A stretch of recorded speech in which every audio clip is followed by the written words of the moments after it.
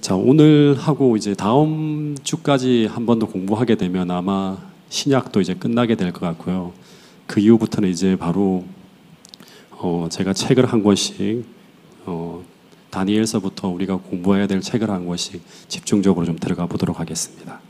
사도 바울이 3차 선교 여행이 이제 마쳐질 때 고린도 교회로 가서 한 3개월을 머물면서 겨울을 나게 되는데, 이때 이제 고린도 교회 문제가 잘 해결이 됩니다. 그래서 그 고린도에서 3개월을 평안하게 머물면서 그동안 미뤘던 숙제를 하는데, 그게 바로 뭔가 하면 갈라디아 교회에 이제 편지를 쓰는 거하고 로마 교회에 있는 그 로마인의 성도들에게 편지를 쓰는 거예요. 갈라디아서하고 로마서를 문제가 다 해결된 그곳에서, 고린도 교회에서 아주 평안하게 겨울을 지내면서 이 두 권의 책을 쓰게 됩니다. 그러면서 그 고린도에서 3개월을 머물면서 또 어떤 생각을 하는가 하면 이제 4차 전도 계획을 세우게 됩니다. 이 로마서에 보면 로마를 거쳐서 스페인으로 가려고 하는 거예요. 땅 끝까지 가서 복음을 전하려고 하는 계획을 쭉 세우게 됩니다. 그래서 바울이 이제 고린도에서 3개월 머문 후에 봄이 딱 찾아오자 이제 드디어 트로이를 거쳐서, 여기 드로아라고 쓰여 있는 부분 보이죠? 그 빌립보로 마게도니아에서 드로아로 그걸 거쳐서 그 다음에 밀레도라고 하는 곳, 여기서 이제 에베소 교회 장로들을 불러요. 그래서 같이 만나서 마지막으로 아주 애틋한 그런 설교를 한 후에 드디어 배를 타고 수리아 안디옥으로 가는데, 이제 이 안디옥으로 돌아가는 그 길에 보면 이제 바울이 1차 상륙한 곳이 어디인가 하면 시돈이라고 하는 곳에 이제 그 상륙을 합니다. 그 두로라고 하는 부분인데, 그리고 이튿날 가이사랴까지 이제 들어가는데, 사도행전 21장에 보면 바울이 거기서 7 집사 중에 하나인 전도자 빌립의 집에 들어가서 며칠을 머물렀다고 합니다. 근데 9절에 보면 아주 우리가 좀 생각해야 될 내용이 나오는데, 이 빌립에게는 딸이 넷이 있는데 이들이 전부 처녀예요. 근데 뭐 하는 사람이다? 예언하는 자라고 하는 기록이 있습니다. 여기서 우리가 아카데미 시간에 하나 생각해야 될 것이 무엇인가 하면, 이 빌립의 딸들이 모두 예언하는 자라고 하는데, 이 예언하는 자라고 하는 이 말은 무슨 뜻이죠? 이들이 누구다? 예언하는 사람이면 누구죠? 예, 선지자예요. 예. 빌립의 딸이 전부 다 선지자라고 하는 거예요. 그리고 10절에도 보면 그 다음 절에 보면 이 아가보라고 하는 사람이 등장하는데, 아가보라고 하는 사람이 등장하는데 이 사람도 누구인가 하면 이 선지자라고 합니다. 그리고 바울이 동행하고 있는 실라도 어떤 사람이죠? 실라도 바로 선지자라고 합니다. 그러니까 바울과 동행하면서 막 이제 선교를 다니고 있던 이 실라도, 그리고 유다도 다 선지자라고 합니다. 그러니까 이 초대교회 선지자가 정말로 많았다고 하는 것을 알 수 있죠. 예.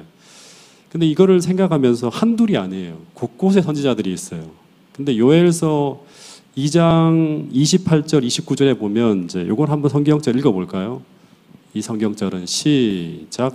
그 후에 내가 내 영을 만민에게 부어주리니 너희 자녀들이 장래일을 말할 것이며 너희 늙은이는 꿈을 꾸며 너희 젊은이는 이상을 볼 것이며 그때 내가 또 내 영을 남종과 여종에게 부어줄 것이며. 여기 보니까 주님께서 말세 만민에게 성령을 부어줄 텐데, 그때 어린아이가 장래일을 말해요. 그러니까 자녀들이 장래일을 말하게 되고, 늙은이는 꿈을 꾸고 젊은이는 이상을 보고, 심지어 남종과 여종에게도 성령을 부어주어서 꿈을 꾸며 이상을 보며 예언을 하게 될 것이라고 하는 이런 이야기를 해요. 근데 이 예언이 그 사도행전 2장에 보면 베드로의 설교를 보면 1차적으로는 오순절날 교회의 탄생과 더불어서 성취되어졌다고 베드로가 이야기합니다.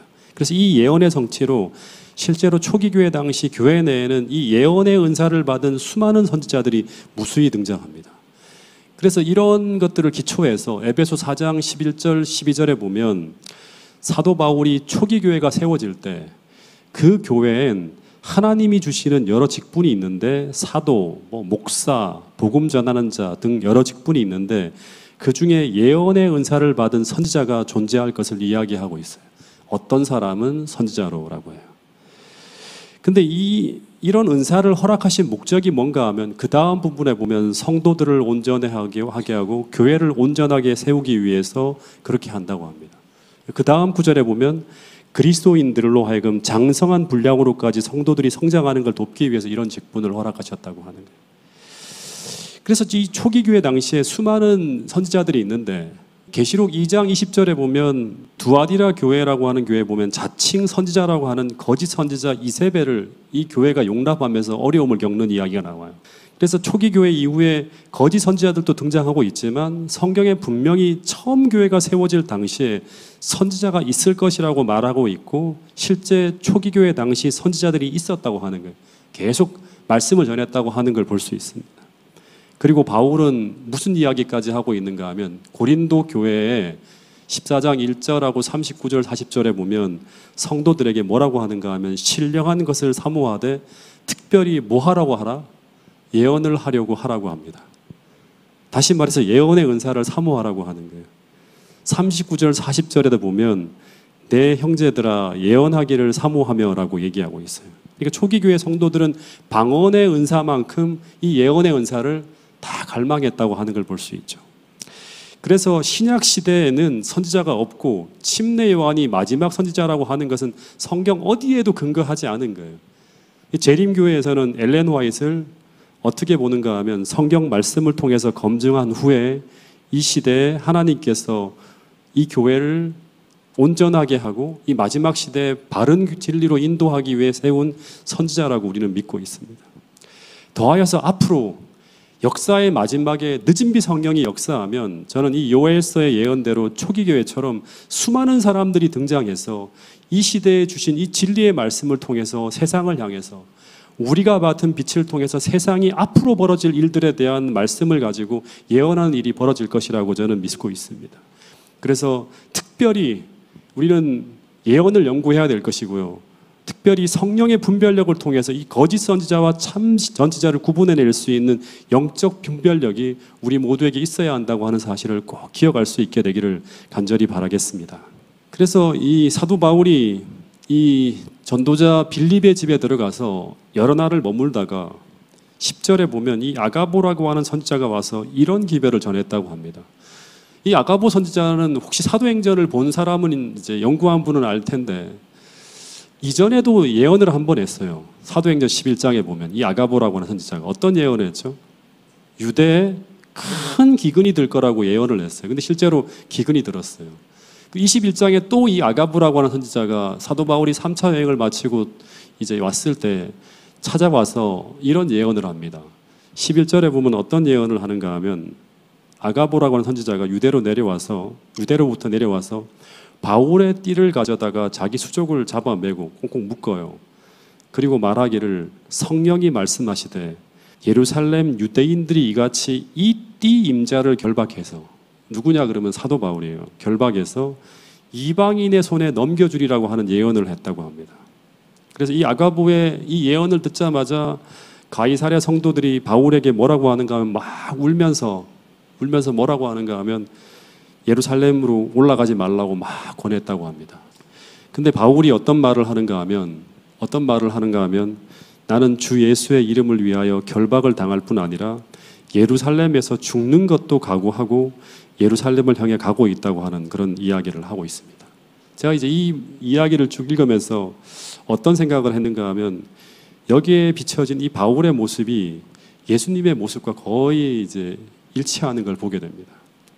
지금 성령을 통해서 계속 바울에게는 어떤 빛이 주어지고 있는가 하면 지금 너가 가고 있는 그 예루살렘으로 가는 길에는 무엇이 놓여 있는가 하면 환난과 핍박과 그 다음에 결박 심지어 죽음까지도 그 앞에 있을 수 있다고 하는 이제 그런 빛이 성령을 통해서 계속 비춰지고 있어요.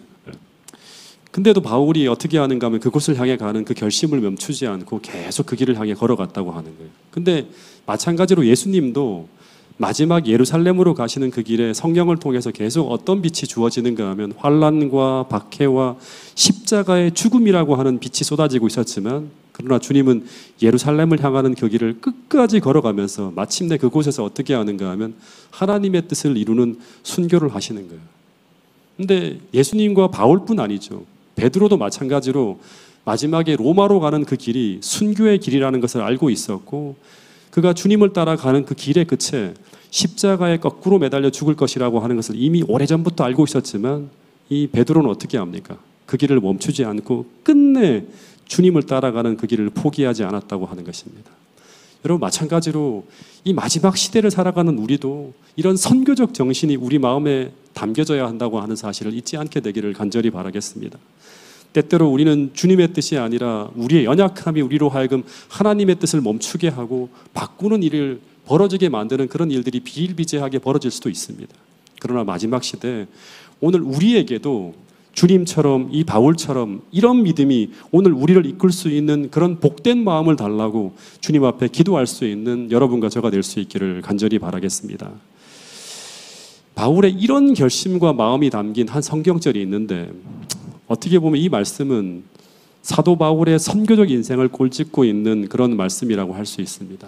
밀레도에서 그 에베소 교회 장로들을 다 불러다 놓고 마지막에 한 설교의 마지막 말씀이 이제 이 말씀인데요. 같이 한번 읽어보겠습니다. 사도행전 20장 22절부터 24절에 있는 말씀입니다. 시작. 보라, 이제 나는 성령에 매여 예루살렘으로 가는데 거기서 무슨 일을 당할는지 알지 못하노라. 오직 성령이 각 성에서 내게 증언하여 결박과 환난이 나를 기다린다 하시나, 내가 달려갈 길과 주 예수께 받은 사명 곧 하나님의 은혜의 복음을 증언하는 일을 마치려 하면은 나의 생명조차 조금도 귀한 것으로 여기지 아니하노라. 그러니까 나는 성령에 매여서, 성령에 사로잡혀서 예루살렘으로 가는데 거기서 무슨 일을 당하는지 나는 알지 못하노라. 성령께서 내게 증거한다고 하는, 빛을 비춰준다고 하는, 그곳에 가면 결박과 환난이 나를 기다린다 하시나, 그럼에도 불구하고 바울은 뭐라고 하는가 하면, 내가 달려갈 길과 주 예수께 받은 사명은 뭐냐 그러면 그 예루살렘에 가서 복음을 전하는 거예요. 그 일을 마치려 하면은 나의 생명조차 조금도 귀한 것으로 여기지 아니한다 하는 거예요. 실제로 이 고백처럼 그 이후의 삶이 이제 누가가 이걸 적은 거죠. 쭉 따라가면서 이대로 이루어졌음을 사도행전의 다음의 이야기는 다 그렇게 이제 고백하고 이게 증언하고 있는 것을 보게 됩니다. 어쨌든 사도 바울이 이제 여장을 꾸려서 이 가이사랴에서 예루살렘까지 한 100km 정도 됩니다. 그 길을 쭉 걸어갔고 예루살렘에 도착합니다. 근데 이때 사도 바울이 얼마나 긴장이 되었을까 하는 좀 생각이 들었어요. 나를 환영하지 않아요. 예. 심지어 그리스도인 형제들까지도 편견을 가지고 대하는 곳, 심지어 성령께서 계속 거기에 가면 큰 박해가 있을 것이라고 예언하는 그곳에 사도 바울이 어떻게 하는가 하면 걸어서 갔다고 하는 거예요.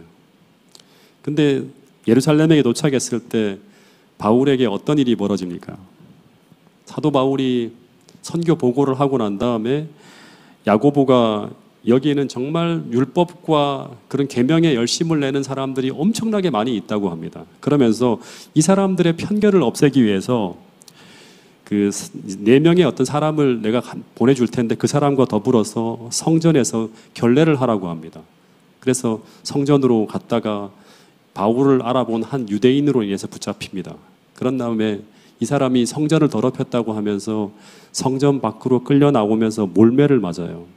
근데 성전을 더럽힌다고 하면 직결 심판으로 사형에 처해질 수도 있어요. 막 끌어내면서 두들겨 패는데 거기서 거의 죽을 뻔했는데 로마 군대 천부장이 때를 맞추어 달려와서 사도 바울이 극적으로 구출이 돼요.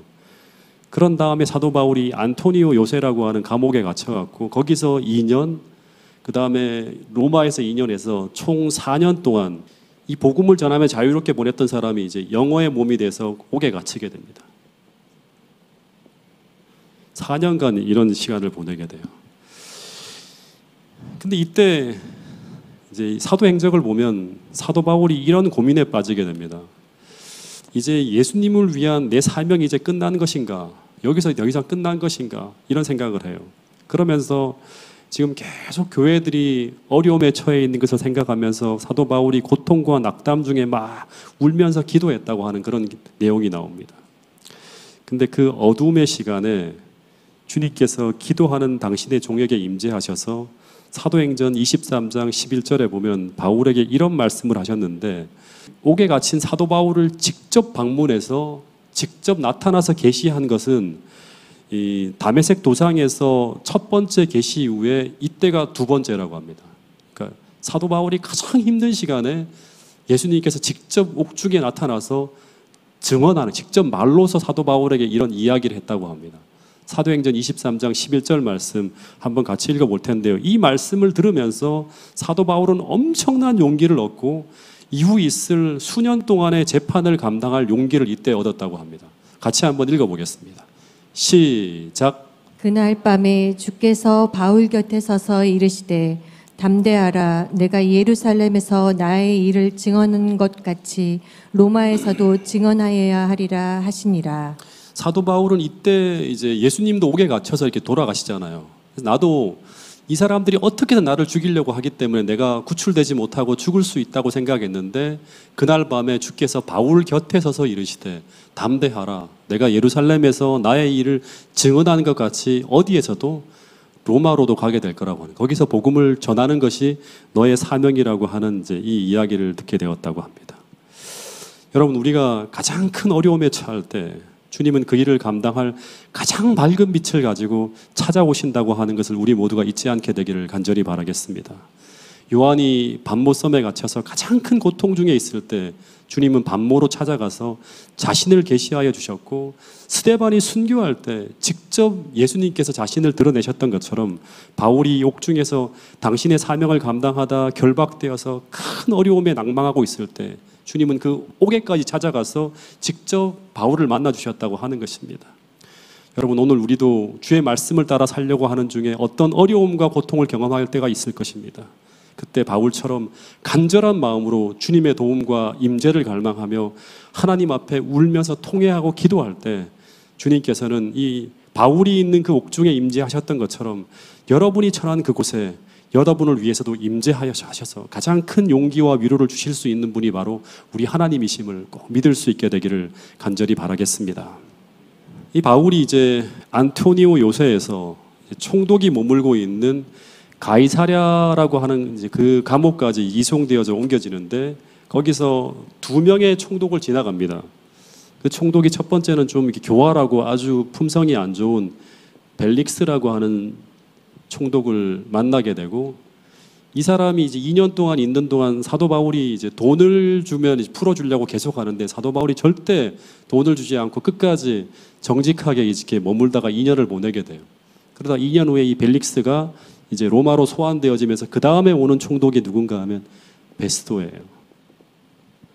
근데 이 사람은 좀 정직한 사람인데 사도 바울이 기대했어요. 이 사람이 재판을 정직하게 해서 나를 풀어줄 거라고. 근데 이 사람도 유대인의 눈치를 보면서 결국 재판을 통해서 쉽게 풀려날 것 같지 않게 되자 사도 바울이 어떻게 하는가 하면 가이사에게 호소합니다. 공정한 재판을 위해서. 로마 시민은 그렇게 할 수 있는 권리가 있어요. 그래서 가이사에게 호소함으로 말미암아 사도 바울이 어떻게 되는가 하면 이 영어의 몸으로, 이제 죄수의 몸으로 어디로 가게 되는가 하면 로마로 가는 일이 벌어집니다. 그래서 사도행전 27장에 보면 그 이야기가 나오는데, 근데 어떤 일이 벌어지는가 하면 오늘 이 사도행전 끝까지 쭉 나가는 거예요. 교회 역사에.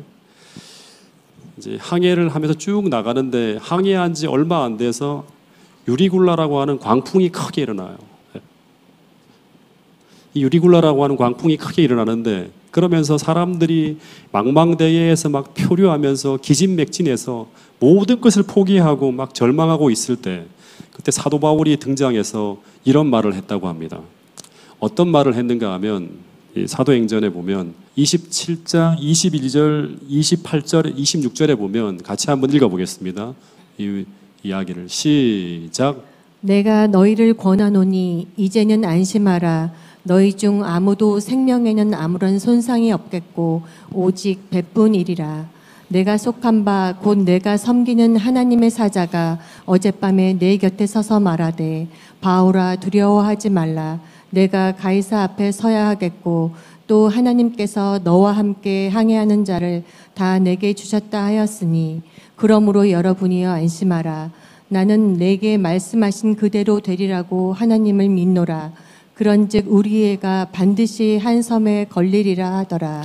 그래서 이 배 안에서 선장과 그 다음에 이 그 사도 바울을 이끌고 가는 이 총독도 다 지도력을 잃고 어떻게 할 줄 몰라고 할 때 사도 바울이 딱 그 위기의 순간에 등장해요. 모든 세상 사람들이 다 희망을 잃고 있을 때 딱 등장해서 뭐라고 하는가 하면 안심하라고 하는 거예요. 바람이 여전히 불고 여전히 형편이 어둡지만 뭐라고 하는가 하면 너희 중 단 한 사람도 생명의 희생됨이 없겠고 오직 뭐만 부서진다? 배만 딱 부서진다고 하는 거예요. 그런데 무엇을 근거해서 이런 말을 하는가 하면 23절에 보면 나의 속한 바 나의 섬기는 하나님의 사자가 어젯밤에 내 곁에 서서 말하였다고 하는 거예요.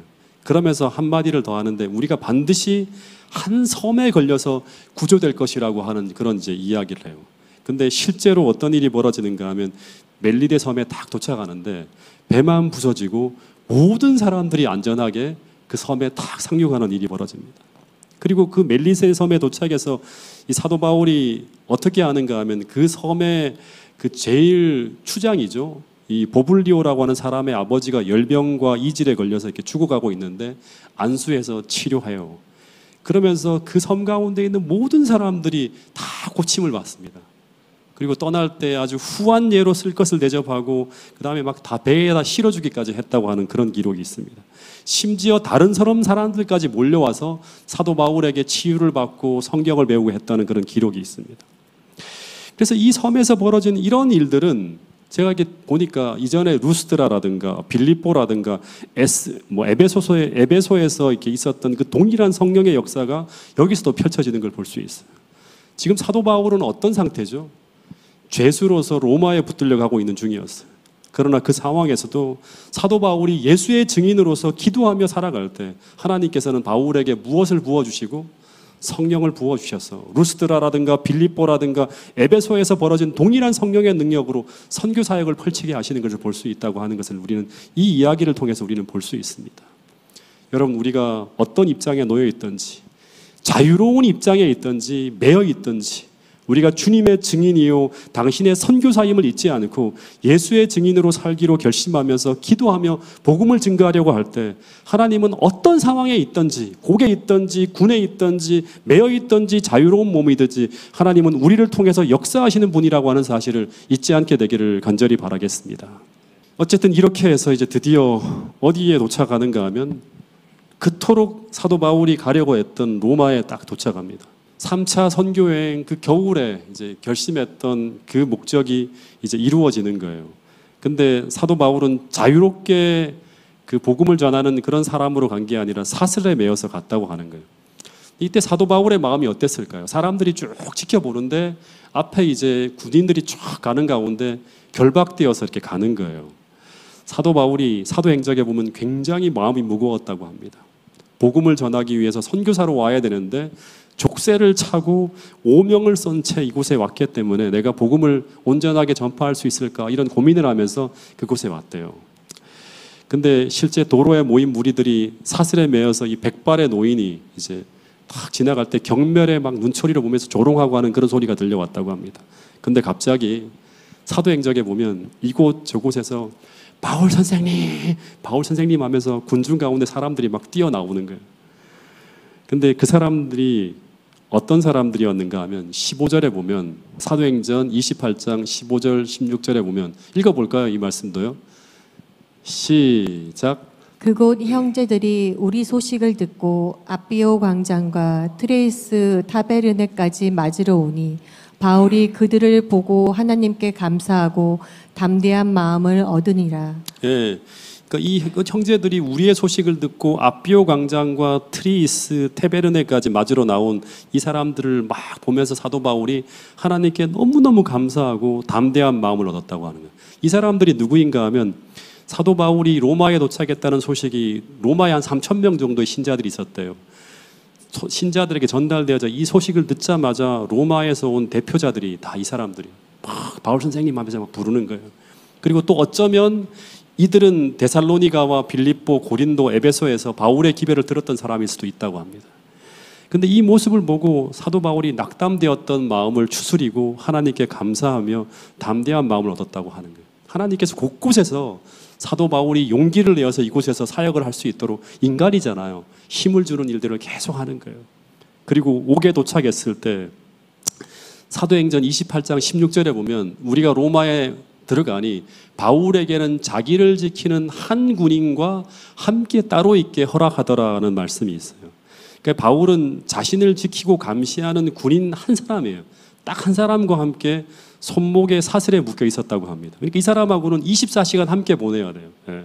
근데 그래서 사도 바울이 쓴 이 옥중 서신을 보면요. 에베소 6장 20절에 보면 내가 이 일을 위하여 쇠사슬에 매어 있었다고 하는 표현도 있고요. 빌립보서 1장 7절도 빌립보서도 옥중 서신이죠. 내가 매어 있었다고 하는 그런 표현이 있어요. 그러니까 한 군인과 24시간 붙어 지냈을 텐데 이 군인과 바울이 함께 지냈는데 이 군인들이 사도 바울을 통해서 어떤 영향을 받았을까요? 한 군인이 계속 바뀌겠죠. 한 사람만 24시간 계속 있지 않고 수시로 교대해서 계속 군인과 함께 24시간 함께 보내는 거예요. 이 경비병들이 2년 동안 계속 바뀌었는데 이 감옥에 2년 동안 사도 바울이 있으면서 이 감옥이라고 하는 거는 그냥 감옥이 아니라 셋집이라고 해서 옥 바깥에 한 집을 얻어서 그곳에서 보냈다고 합니다. 근데 빌립보서 1장 13절에 보면요. 이 경비병들이 바울의 생애를 통해서 하나님을 깨달으면서요. 이 복음이 이 경비병들 군단에 계속 퍼져갔다고 하는 이야기가 나옵니다. 빌립보서 1장 13절 14절 한번 같이 읽어볼까요? 시작. 이러므로 나의 매임이 그리스도 안에서 모든 시대 안과 그 밖의 모든 사람에게 나타났으니 형제 중 다수가 나의 매임으로 말미암아 주 안에서 신뢰함으로 겁없이 하나님의 말씀을 더욱 담대히 전하게 되었느니라. 이러므로 나의 매임이 그러니까 매였기 때문에 그리스도 안에서 모든 시위대 안과 밖의 모든 사람에게 어떻게 복음이 나타났다고 하는 거예요. 형제 중 다수가 나의 매임으로 말미암아 주 안에서 신뢰함으로 겁없이 하나님의 말씀을 담대히 전하는 사람들이 나타났다고 하는 거예요. 아마 사슬에 함께 매여 있는 사람마다 바울의 삶을 보면서 이 사람이 정말 진실한 하나님의 사람이라는 생각을 할 만큼 사도 바울의 모든 삶은 그리스도의 모습을 반사하고 있었을 거예요. 굉장히 친절하게 대하고 정말 하나님의 어떤 복음을 전하고 하는 걸 24시간 동안 들었으니까 이 사람들이 변화했겠죠. 그래서 바울과 함께 매여있던 많은 로마 병사들이 그리스도인이 되지 않았을까 하는 생각을 해보게 됩니다. 그러면서 또 한 번 이런 생각을 해보게 돼요.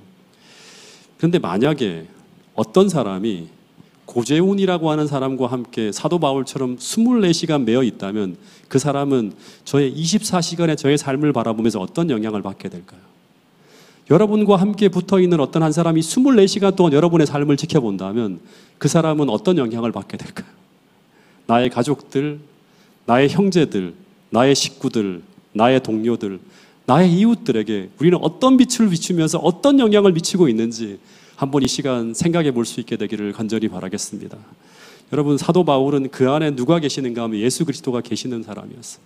나를 위해 살지 않고 끊임없이 붙어있는 그 사람을 위해서 어떻게든 예수님의 마음과 그 복음을 전하기 위해서 최선을 다하는 삶으로 24시간 보내지 않았을까 하는 생각이 듭니다.